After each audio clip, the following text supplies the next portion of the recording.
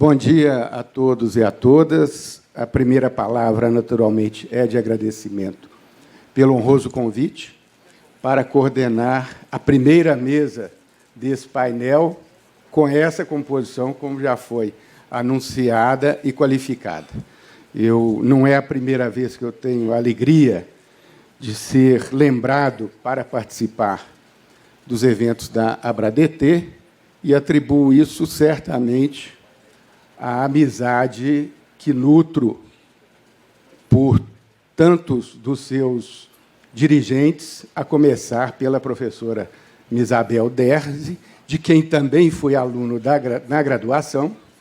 Ela era uma menina, recém-ingressada nos bancos docentes da Universidade Federal de Minas Gerais, e já no segundo período tive esta oportunidade, como depois imagino que tantos de vocês tiveram, de aprender e conviver com essa pessoa extraordinária que é a nossa querida professora Misabel. Todos os demais integrantes da mesa são professores ilustrados, alguns deles também amigos de tanto tempo. Eu me lembro, conheci o professor Roque Carrasa, salvo engano de memória, em Blumenau, em um dos encontros nacionais de procuradores municipais, provavelmente em 1992 ou 93. Aquela ocasião, Sua Excelência, muito mais novo, naturalmente, mas já com a competência que, ao longo desse tempo, também pôde revelar, tanto quanto os demais ilustres professores que hoje compõem a nossa mesa. E, por isso mesmo, por sua ilustração e sua competência, que não me cabe, senão, como coordenador, desde logo, passar ao início dos trabalhos. O tema deste painel é a segurança jurídica e os entraves para o crescimento econômico. Nós teremos 5 exposições. O nosso tempo terá, portanto, que ser limitado. Inicialmente, a organização atribuiu 20 minutos para cada um dos panelistas, mas já estou sendo admoestado aqui pela professora Misabel de que serão 30 minutos para cada um, o que fará com que o encerramento se estenda para um pouco além do meio-dia. Assim, com a palavra, a professora Misabel Derzi, cujo tema será segurança jurídica e proteção da confiança, incentivos fiscais para o desenvolvimento e a capitalização das empresas. Tem a palavra, professora Misabel. Se tiver slide, tá? É para quê? Se tiver slide. Não, bem no tempo, pode tirar.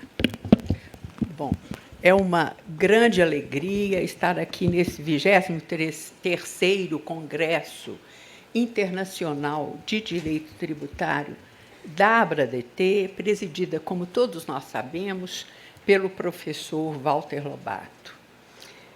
Em homenagem aos 30 anos do Superior Tribunal de Justiça, em homenagem também ao nosso querido juiz federal Renato Prates, e em homenagem, é claro, ao presidente do Superior Tribunal de Justiça, que está viabilizando o nosso Tribunal Regional Federal da 6ª Região, por meio do trabalho eficiente e cuidadoso do Dr. André Prado. Portanto, é um orgulho estar aqui e é um grande orgulho e uma honra para mim compartilhar esta mesa, presidida pelo querido desembargador Edgar Amorim, que eu carinhosamente chamo de Edgarzinho, porque tenho por ele profundo respeito e profunda admiração. E ladeado que está ele por grandes juristas, professores reconhecidos no Brasil inteiro e no resto do planeta, professor Humberto Ávila, professor Chueire, professor Roque Carrasa, e o nosso titular dos titulares, professor Paulo de Barros Carvalho. Todos que aqui se encontram são admiráveis, patrimônio nacional. E eu, nesse ponto, sou bem nacionalista, entendeu? Que não ficam nada a dever a nenhum jurista e cientista do direito pelo resto do planeta. É uma honra estar aqui a falar junto com os nossos queridos professores. A nossa mesa, versando sobre segurança jurídica e proteção da confiança e incentivos para o desenvolvimento. Vamos partir de pressupostos normativos que já estão postos, só para relembrá-los rapidamente.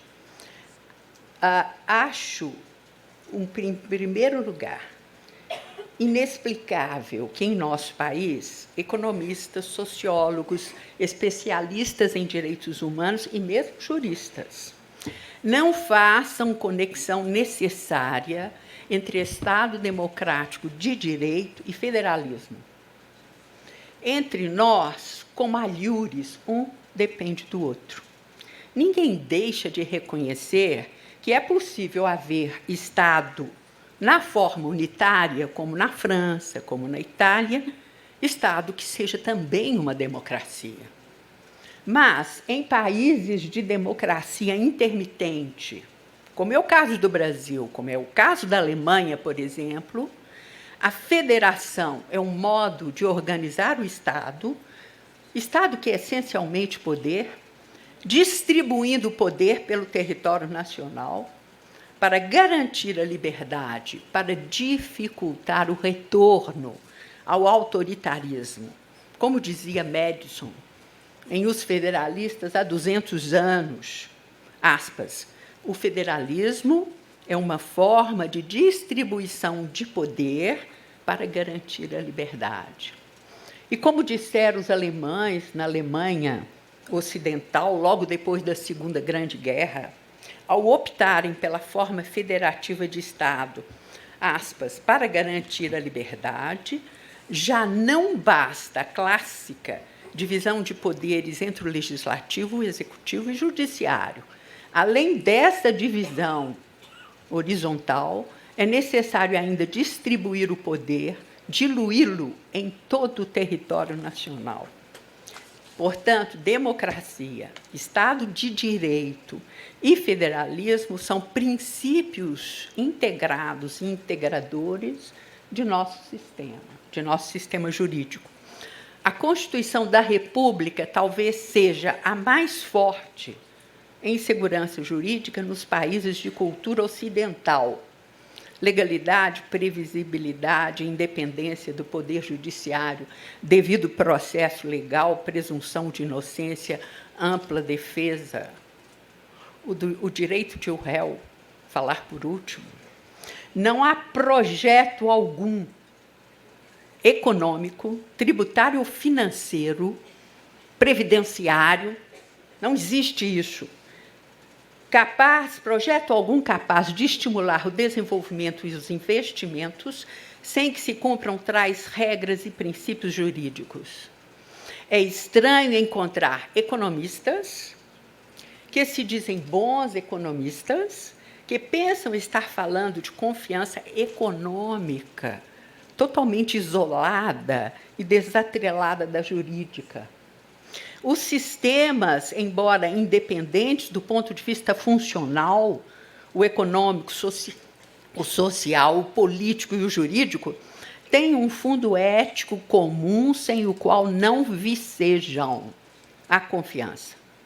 Como também nos ensinou Niklas Luhmann em sua clássica obra Confiança e, mais recentemente, Shapiro em Legality. Esses são nossos pressupostos normativos. E, dentre eles, vamos incluir, finalmente, não nos vamos esquecer, de que estamos falando de democracia e liberdade, o que nos arrasta para uma existência digna para todos, para um mínimo de igualdade. Sou fervorosa admiradora da obra de Joseph Raz, The Morality of Freedom.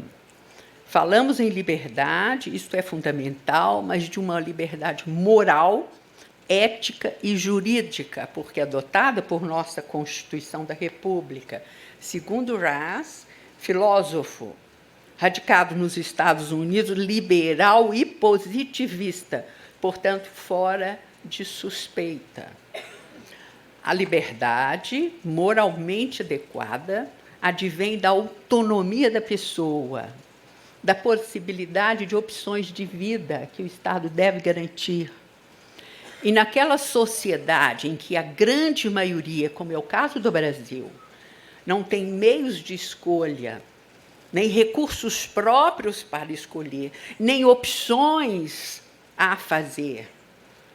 Naquela sociedade, como se dá no Brasil, não há liberdade. Não se trata de uma sociedade livre. Liberdade e igualdade elementar para uma vida digna não se opõem, ao contrário, uma pressupõe a outra. É neste contexto normativo que vamos enfocar o contexto fático, no qual estamos falando de reformas e desenvolvimento.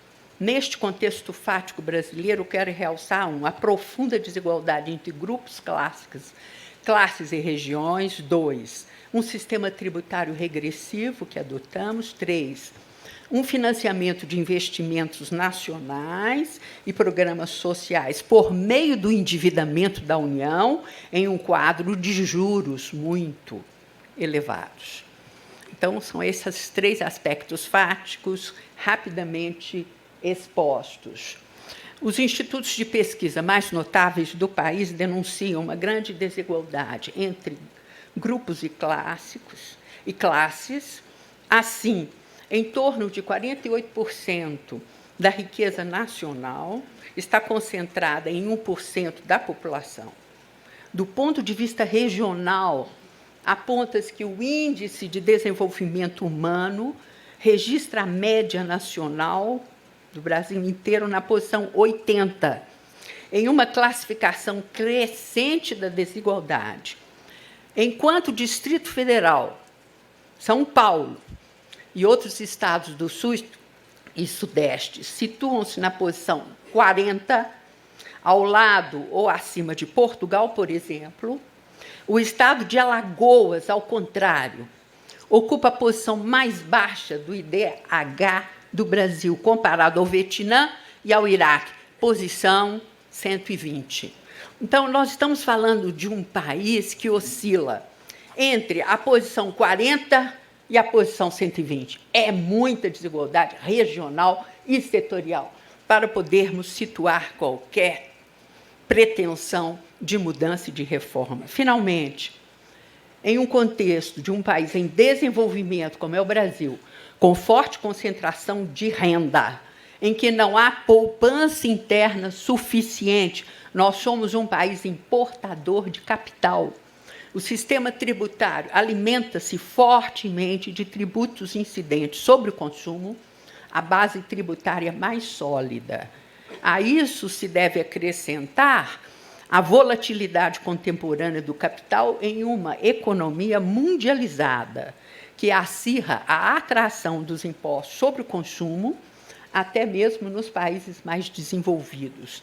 Há, então, uma tendência à adoção de sistemas fortes sobre o consumo, não aqui, é uma tendência universal, e há um tratamento tributário mais benéfico para a renda proveniente do capital do que para a renda proveniente do trabalho.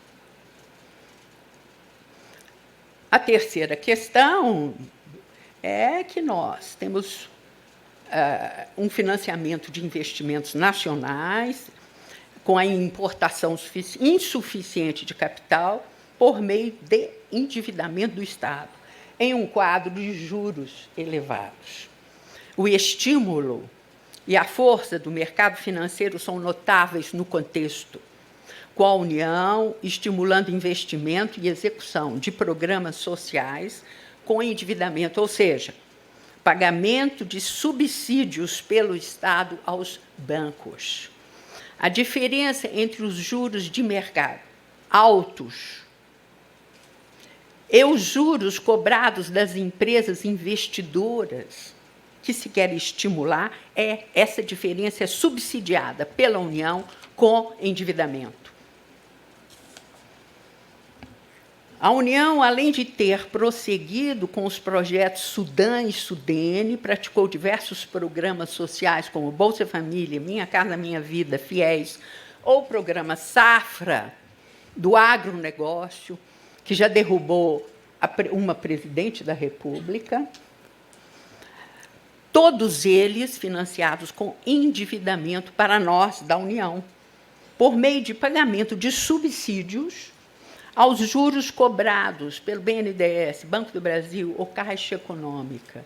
Os bancos cobram juros civilizados 6% ao ano, as empresas que devem se envolver num projeto social ou no agronegócio, e a diferença entre os juros de mercado, que são são altíssimos, e os juros cobrados, essa diferença é subsidiada pela União com endividamento nacional. Apesar dos excelentes efeitos humanos, como redução da miséria e da pobreza, deu-se endividamento que reclamou mais emissão de títulos do Tesouro e, eventualmente, descumprimento de metas fiscais. Tudo para preservar os lucros dos bancos, que são protegidos desde sempre. Em todos os governos, de todas as colorações e todas as ideologias. Nesse assunto, nem vou entrar, e dele nem vou tratar. Finalmente, os estados impactados pela desigualdade social e regional, premidos pela necessidade de atrair investimentos e empregos para seu território, travaram uma luta fratricida que reduziu drasticamente a sua base tributária e a base tributária da própria União. É isso que tem que ser realçado, e nós vamos ver daqui a pouco. Isso prova que a escola norte-americana contemporânea, que proclama o federalismo, ensina: não adianta uniformizar uma lei simplista, federal, uniformizadora de toda a tributação. Não funciona se as raízes locais e regionais não suportam. A desigualdade gerou uma profunda desuniformidade do ICMS. Em consequência, para manter a arrecadação em bases mínimas, de modo a sustentar os serviços públicos de sua responsabilidade, os estados elevaram o ônus do ICMS sobre os bens essenciais da vida, como alimentos, medicamentos, energia elétrica, combustíveis e comunicação. Mais regressividade, então, em um sistema tributário já tão regressivo. Em conclusão, nós instalamos aqui um círculo vicioso, um sistema tributário regressivo, assentado em impostos sobre o consumo, a demandar a execução paralela e compensatória de programas sociais ou de programas de investimento que provocaram o endividamento do Estado. E, no âmbito estadual, para atrair empregos e investimentos a seu território, cada Estado participa de uma guerra fiscal que reduz a base tributária do ICMS e do imposto de renda. Isso não é observado. E provoca a sobretaxação de bens essenciais à vida.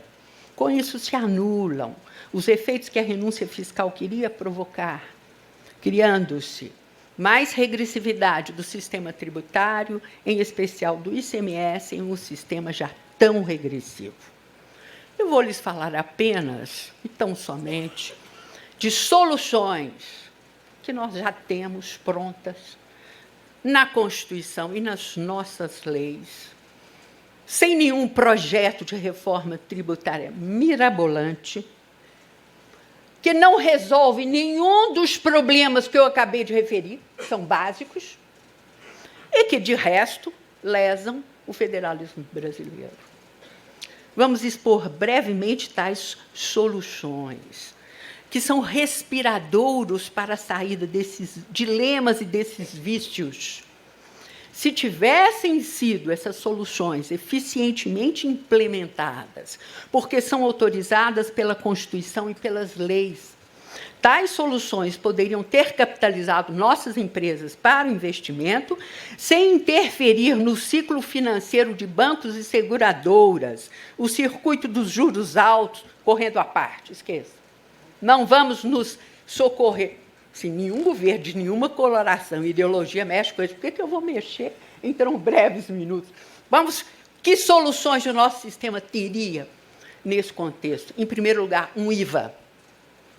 Uma saída pensada por nossos legisladores, pela nossa Constituição, aliás, quase universal, permitida, mas que foi mal administrada, punida e deturpada. Triste realidade, a não cumulatividade do IVA dos estados, do ICMS, da União, no IPI e no PIS/COFINS, onera fortemente a produção e guarda uma cumulatividade residual expressiva. Posta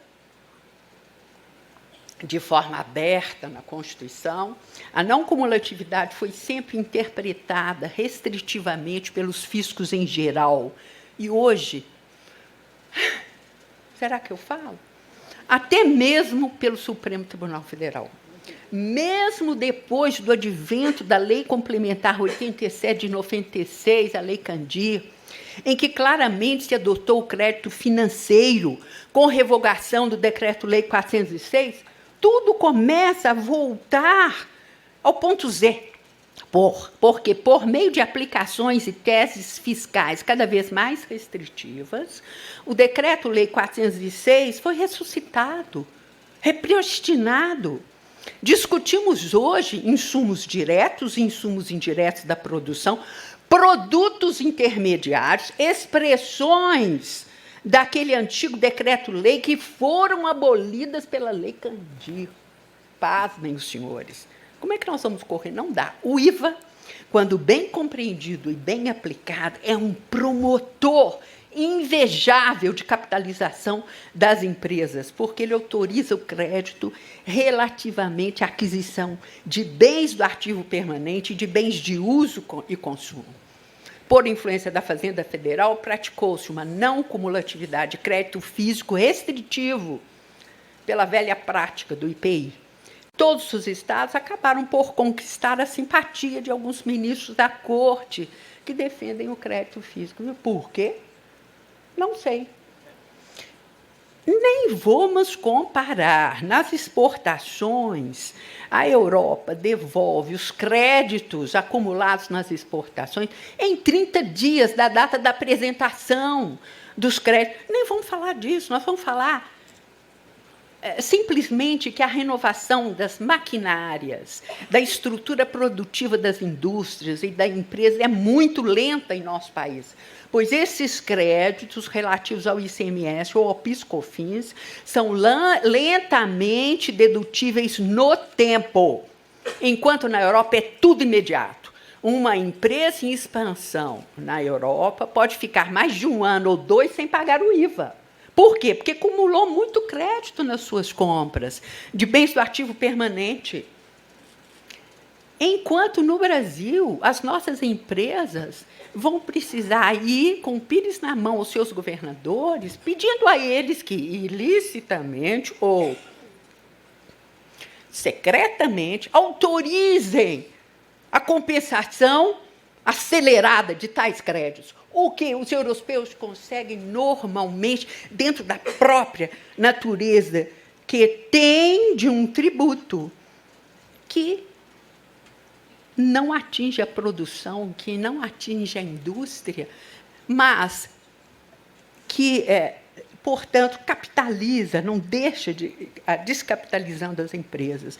No Brasil, as nossas empresas vão ou se endividar, pagando juros elevadíssimos, ou então entram em algum programa bancado pelo governo federal, endividando a nós, por meio de subsídios aos juros. E o círculo vicioso continua.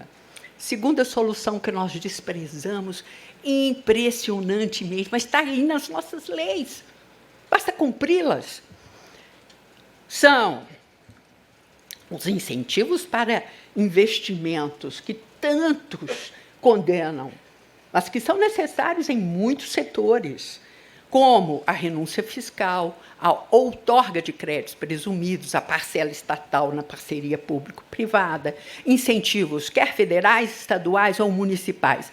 Tais benefícios são autorizados na Constituição e nas leis, mas tudo é muito mal conduzido, desencadeando desvios, quer por parte de algumas empresas, quer por parte de eventual exagero da administração fiscalizadora. A Zona Franca de Manaus é um exemplo em que, como decorrência da proteção constitucional, os lucros da exploração da empresa nela localizada são tributáveis pelo imposto de renda com dedução de 75%, fora os créditos presumidos de IPI e os incentivos de ICMS. Mas a contrapartida sempre foi lá e no resto do Brasil inteiro. Não, esses lucros incentivados não podem ser distribuídos aos sócios. Não podem. Devem ser capitalizados em separado na reserva de lucros. Esta é uma forma nossa de capitalizar as empresas e de obrigá-las, enquanto dura o incentivo a conservar o capital no país para investimento. O que nós fizemos com isso é impressionante. Na Zona Franca de Manaus se situaram, e lá estão, empresas até estrangeiras, atraídas pelas promessas, e que têm um compliance perfeito, porque eu já conheço, advogamos para algumas delas, não distribuem lucro incentivado, porque a lei proíbe. Nossas leis não são idiotas. O legislador foi sábio. Qualquer incentivo estadual, federal, municipal, Zona Franca de Manaus, o que vem desses incentivos não pode ser distribuído aos sócios como lucros. Não pode, é vedado. Se for distribuído, cai o benefício e pagam-se os impostos. Então, o problema é que, quando os estados reduzem a base tributária no Estado, pela guerra fiscal, reduzem a base tributária do imposto de renda. É isto. Nós soubemos fazer as coisas, mas, na prática, infelizmente, desviamos e deturpamos tudo isso. Basta considerar que essas empresas de compliance perfeito na Zona Franca de Manaus sofrem autuações impressionantes. O nosso secretário, o ministro da Fazenda, disse que iria extinguir todos os incentivos no Brasil da Zona Norte e da Zona Franca. Impossibilitado de extinguir a Zona Franca de Manaus por força da Constituição, há uma investida fiscalizatória sem precedentes. Eu lhes digo, há muitas formas de se extinguir aquela zona. Seria isso uma estratégia? Fica a pergunta. Pois bem, a questão da não incidência do imposto de renda e da contribuição social sobre as subvenções para investimento já foi muito discutida entre nós. Hoje, a Lei Federal 12.973, de 2016, em seu artigo 30, proíbe a incidência do imposto de renda se, e somente se, o lucro incentivado não for distribuído ao sócio. Tem que ser contabilizado na reserva de lucros. Isso é capitalização das empresas para desenvolvimento. Uma boa fiscalização pelos Estados e pela União para investigar os benefícios concedidos em todo o país. Todos nós queremos essa fiscalização dos Estados unidos à União. Entretanto, autuações federais se sucederam. E o CARF, tantas vezes correto, desta vez criou novas regras para dificultar a não incidência do imposto de renda sobre o lucro incentivado e não distribuído, a ponto de a recente Lei Complementar 160 de 2017 ter proibido a invenção e adoção de quaisquer outros requisitos ou condições pela Fazenda nos processos em curso, em discussão administrativa. Ou seja, o que esta lei complementar está dizendo? Sigam a lei, por favor. Obedeçam a lei, obedeçam os requisitos da Lei Federal 12.973 de 2016 e obedeçam os requisitos da Lei Estadual concessiva do benefício. Só isso. Isso basta. Como se vê, as subvenções para investimento por meio de incentivos fiscais ou de outros aportes criam meios de capitalização das empresas, que podem afastá-las dos empréstimos bancários com juros altos ou dos empréstimos com juros subsidiados que nos endividam, a todos nós, brasileiros. Finalmente, a terceira solução, nós estamos chegando ao final. Possível, facílima, mas frustrada na realidade nacional, dessa vez por ação do legislador inconstitucional. Eu tenho certeza que o professor Humberto Ávila concorda comigo, porque já escreveu a respeito. Infelizmente, até o momento, aceita pela Suprema Corte. Trata-se da limitação, da dedução dos prejuízos acumulados em exercícios anteriores a 30% do lucro do exercício. Nos Estados Unidos, no Reino Unido, na França e na Alemanha, e em outros países, a dedução dos prejuízos se dá sem travas para a frente. Mas é necessário, antes dessa dedução progressiva, levar os prejuízos retroativamente. Trata-se da forma mais rápida e drástica de capitalização das empresas. Levando-se os prejuízos para a dedução em exercício anterior, onde se tinha registrado lucro e recolhido o imposto de renda da União, aqui no Brasil não há, né? Mas lá, refaz-se o balanço retroativamente e agora, zerados os lucros, a empresa que tinha pago o imposto de renda tem crédito contra o Estado. O Estado lhe devolve o imposto sobre a renda pago anteriormente e ela se capitaliza imediatamente. Se ainda houver prejuízos a deduzir, procede-se a dedução para frente, para o infinito, em alguns países, como na Inglaterra, ou por 19 anos, nos Estados Unidos da América. Como se vê, é impossível competir com tais ordens jurídicas, muito mais protetoras do capital, do desenvolvimento e dos empregos do que a nossa, e trabalhando com juros baixinhos. Chegamos ao final de nossa intervenção. Como se vê, teríamos várias soluções para investimento e capitalização das empresas, sem endividamento público, sem os subsídios pagos aos bancos, o circuito dos juros altos correndo por fora. Um IVA correto de crédito financeiro. 2, subvenções para o investimento como capitalização das empresas, com proibição de distribuir o lucro incentivado aos sócios. Isso é para a expansão, para o progresso, por isso é que o Estado renuncia à tributação. 3, capitalização rápida das empresas, com dedução dos prejuízos acumulados para trás e para frente. Senhores, não estou preconizando baixar juros por decreto. Deixemos esse pacto estranho e sinistro, feito com juros altos há décadas e décadas, em seu próprio circuito paralelo, por governos de todos os matizes e diferentes ideologias. Somente estou observando que nós, brasileiros, destruímos todas as saídas que, já postas em nossa ordem jurídica, nos permitirão ter empresas capitalizadas, investimentos, sem pendurar todas as iniciativas de empreendimento em empréstimos, às vezes impagáveis, para as empresas e para o Estado.